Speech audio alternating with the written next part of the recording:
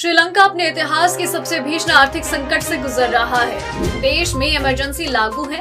श्रीलंका में इमरजेंसी के बीच अब राजनीतिक संकट उत्पन्न हो गया। ऐसे में महिंदा राजपक्षे ने अपना इस्तीफा श्रीलंका के राष्ट्रपति गोटाबाया राजपक्षे को सौंपा।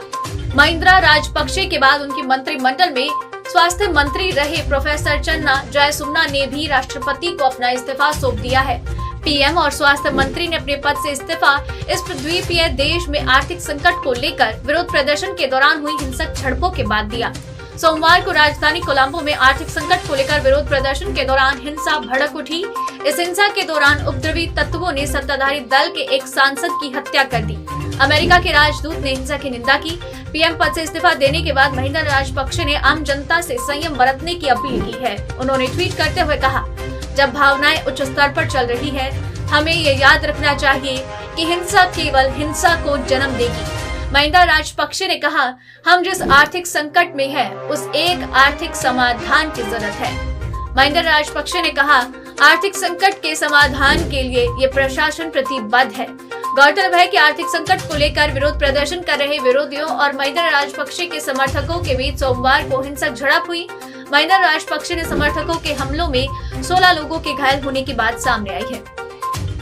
कोलंबो में हिंसा के बाद कर्फ्यू। राजधानी कोलंबो में भड़की हिंसा के बाद शहर में कर्फ्यू लगा दिया गया। दूसरी ओर विपक्षी दल भी लगातार पीएम के इस्तीफे और संयुक्त सरकार के गठन की मांग को लेकर प्रदर्शन कर रहे थे। इससे पहले महिंदा राजपक्षे ने कहा था कि वो कोई भी बलिदान देने के लिए तैयार है। राजपक्षे के इस बयान के बाद से ही उनके इस्तीफे की अटकलें लगाई जाने लगी थी। श्रीलंका में लागू है इमरजेंसी। श्रीलंका में आर्थिक संकट को लेकर बढ़ते विरोध प्रदर्शन के बीच राष्ट्रपति गोटाबाया राजपक्षे ने 6 मई को देश भर में इमरजेंसी लगाने का ऐलान कर दिया। गोटाबाया राजपक्षे ने देश में बिगड़ते हालात के बीच इमरजेंसी लगाने का फैसला लिया था।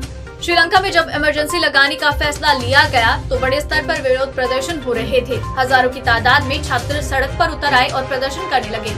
भीषण आर्थिक संकट से जूझ रहे श्रीलंका में 4 अप्रैल को भी इमरजेंसी लगाई गई थी। इसी तरह से हर एक अपडेट को जानने के लिए चैनल के साथ बने रहें और चैनल को सब्सक्राइब कर लें।